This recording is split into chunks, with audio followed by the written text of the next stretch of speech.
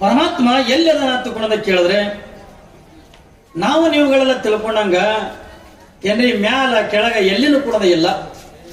ಎಲ್ಲಿ ಅರಿವದಲ್ಲ, ಎಲ್ಲಿ ಜ್ಞಾನ ಅದಲ್ಲ, ಅಲ್ಲಿ ಪರಮಾತ್ಮ ಅದನ್ನೇ ಹೊರತಾಗಿ ಬೇರೆ ಕಡೆ ಎಲ್ಲಿನೂ ಕೂಡ ಇಲ್ಲ.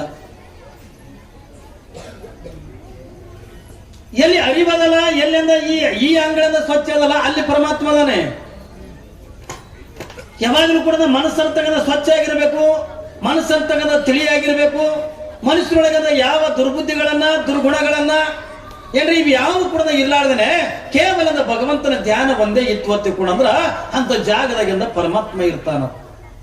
ಅಂತ ಜಾಗದಾಗ ಪರಮಾತ್ಮ ಇರ್ತಾನ.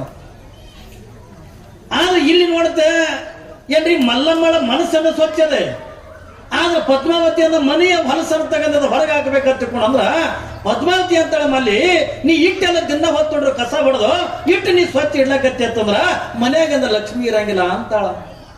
ನೋಡ್ರಿ, ಒಂದು ತಾನು ಶೃಂಗಾರ ಮಾಡ್ಕೊಂಡಂದ ಒಳ್ಳೆ ಬಟ್ಟೆ ಉಟ್ಕೊಂಡ್ರು ಬೈಲಕತ್ರು. ಏನ್ರಿ ತನ್ನ ತಲೆಯನ್ನು ತೆಗೆದ ತಾನಿಂದ ಚೆನ್ನಾಗಿಂದ ಬಾಚ್ಕೊಂಡ್ರ ನಡಬರಿಕೆಯಿಂದ ಬೇತಲಿ ತೆಗೆದ ಚೈನಿ ಮಾಡ್ತಾಳ ಮಲ್ಲಿ ಎತ್ತಿಕೊಂಡದು ಅದಕ್ಕೂ ಕೂಡ ಬೈಯಕತ್ರು. ಮತ್ ಜೀವನ ಹೆಂಗೆ ಕಳಿಬೇಕು ಏನ್ರಿ? ಮನೆಗೆ ಒಂದು ಕಡೆಗೆ ನೆಗಣಿದರಿಂದ ಬೈಲಿಕತ್ತಾರೆ, ಒಂದು ಕಡೆಗೆ ನಾದಿಂದರಿಂದ ಬೈಲಿಕತ್ತಾರೆ, ಒಂದು ಕಡೆಗೆ ಹತ್ತಿ ಪದ್ಮಾವತಿ ಅಂತ ಬೈಲಿಕತ್ತಾಳೆ.